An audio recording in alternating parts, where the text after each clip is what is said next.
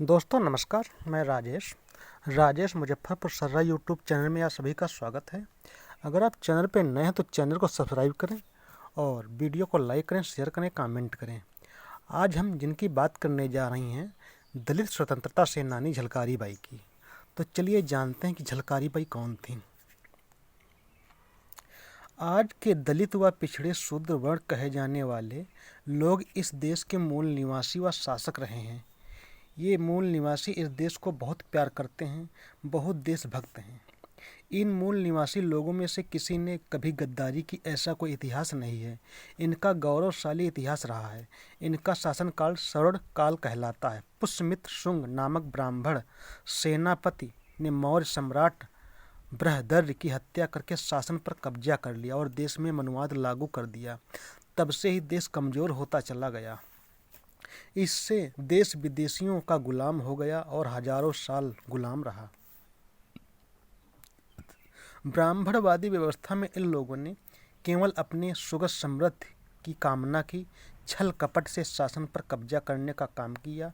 यहाँ तक कि देश के साथ गद्दारी करने से भी नहीं चूके। वे इस देश की अस्मिता को बचाने के लिए अपने प्राण तो न्यौछावर कर सकते हैं, लेकिन कभी भी गद्दारी नहीं कर सकते। सन 1857 की क्रांति स्वतंत्रता आंदोलन की लड़ाई में दलित पिछड़े वर्ग से अनेक वीर और वीरांगनाओं ने भाग लिया, लेकिन यह दुख की बात है कि इन नायकों का नाम हमेशा इतिहास से छुपाया गया, क्योंकि ये लोग अशिक्षित व नीची जातियों से संबंधित थे। जाति एक ऐसा कलंक है जो मरते दम तक पीछा नहीं छोड़ता और इन्हें शहीद का दर्जा देने से भी रोक लेता है। इन वर्गों के साथ मनुवादी व ब्राह्मणवादियों ने हमेशा छल कपट किया और इन्हें अपने हक व मान सम्मान से वंचित रखा।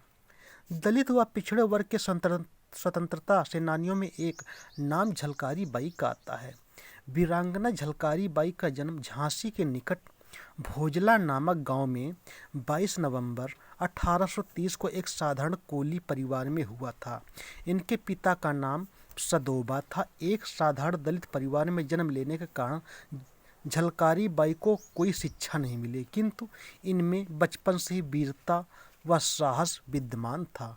युवा होने पर इनका विवाह झांसी के पूरनलाल कोली से हो गया। पूरनलाल रानी लक्ष्मीबाई की सेना में तोपची था। वीर साहसी झलकारी बाई पर अपने बहादुर व कुशल सैनिक पति का बहुत प्रभाव पड़ा।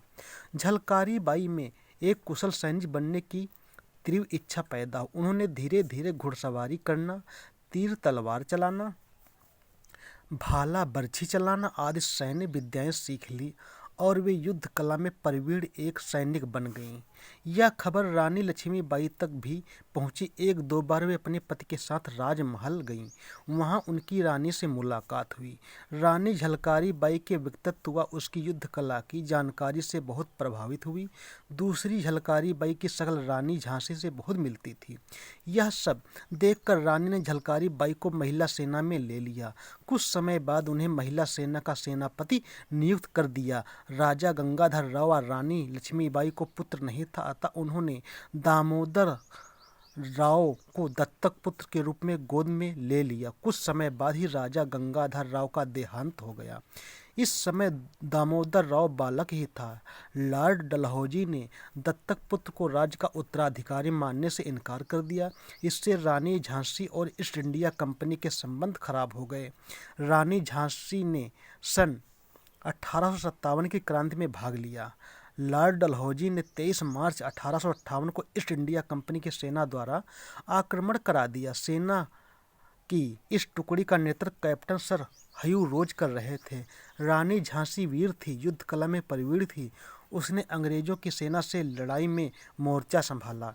इस लड़ाई में गुलाम गौस खान बख्शी और झलकारी बाई के पति पूरनलाल आदि ने अंग्रेजी सेना का डटकर मुकाबला किया। उधर महिला सेना में मोतीबाई, जूडी, सुंदरबाई तथा काशीबाई आदि दलित वर्ग की वीरांगनाओं ने अपना खून बहाया। किला चारों तरफ से अंग्रेज सेना ने घेर लिया। निर्णायक युद्ध शुरू हुआ, लेकिन रानी की सेना का एक गद्दार सैनिक अंग्रेजों से मिल गया और झांसी के किले का ओरछा गेट का फाटक खोल दिया। इस गेट से अंग्रेज सेना किले में घुस गई। एक गद्दार के विश्वासघात के कारण झलकारी बाई का पति पूरनलाल वीरगति को प्राप्त हुआ। झलकारी बाई अपने पति को नमन कर अंग्रेज सेना पर टूट पड़ी। भंडारी गेट से उन्नाव गेट तक युद्ध का संचालन करते हुए झलकारी बाई ने रानी लक्ष्मीबाई को एक गुप्त रास्ते से किले से सुरक्षित बाहर निकाल दिया और स्वयं रानी लक्ष्मीबाई बनकर एक कौशल और एक अच्छी सूझबूझ का परिचय देते हुए अंग्रेजी सेना से मोर्चा लेती रही। एक ब्राह्मण सैनिक ने अंग्रेजों को यह भेद बता दिया कि यह रानी लक्ष्मीबाई नहीं बल्कि उसकी हमशक्ल झलकारी बाई है। रानी तो किले से बाहर चली गई है। बड़ी बहादुरी से लड़ते लड़ते झलकारी बाई को कई गोलियां लग गईं और वे वीरांगना वीरगति को प्राप्त हुईं।